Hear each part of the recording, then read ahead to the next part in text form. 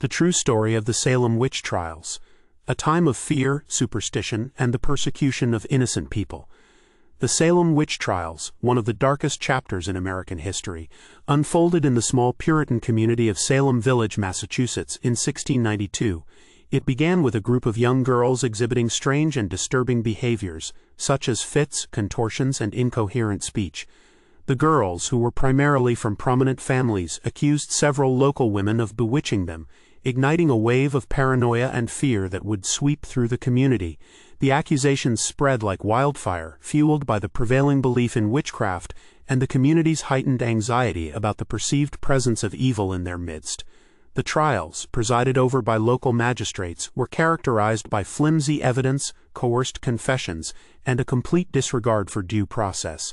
Accused individuals were subjected to brutal interrogations, deprived of legal representation, and often pressured into confessing under duress. The spectral evidence, which referred to the girls' claims of seeing the accused's spectral forms tormenting them, played a crucial role in securing convictions.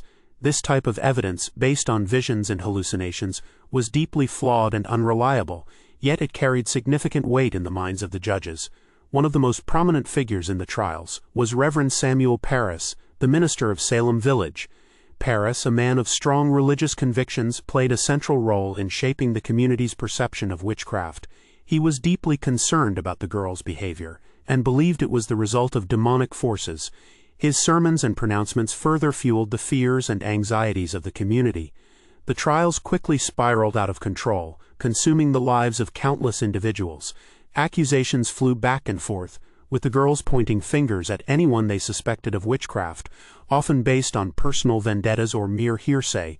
As the trials progressed, the line between truth and fiction blurred. The accused, faced with the threat of imprisonment, torture, or even execution, felt compelled to confess, regardless of their guilt or innocence.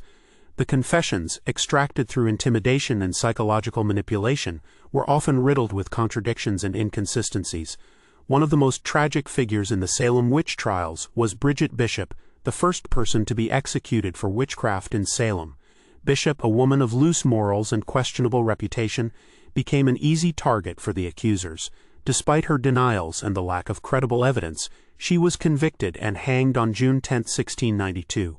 The trials reached their peak in the spring and summer of 1692, with numerous individuals being arrested, imprisoned, and tried for witchcraft. The most notable case involved the imprisonment of Reverend George Burroughs, a former minister who had been accused of practicing witchcraft. Burroughs, a man of strong religious beliefs, was subjected to brutal torture and coerced into confessing to the crime. He was ultimately hanged on August 19, 1692. However, the trials were not without their critics. A growing number of individuals, including prominent merchants and landowners, began to question the legitimacy of the trials and the veracity of the accusations. These critics argued that the trials were based on superstition, fear, and personal vendettas, and that the accused were innocent victims of mass hysteria. One of the most vocal critics of the trials was Governor William Phips, who had initially supported the prosecutions. Phips, concerned about the mounting evidence of injustice and the potential for further chaos, appointed a special court to review the cases. The court, after carefully examining the evidence, found that the trials had been conducted unfairly and that many of the accusations were baseless.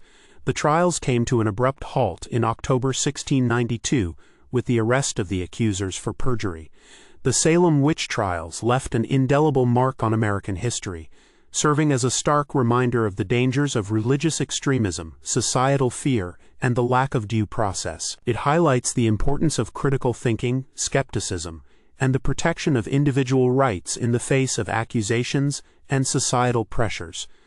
The legacy of the Salem witch trials continues to resonate in contemporary society, prompting reflection on the fragility of justice, the power of mass hysteria, and the importance of maintaining a rational and critical approach to societal issues.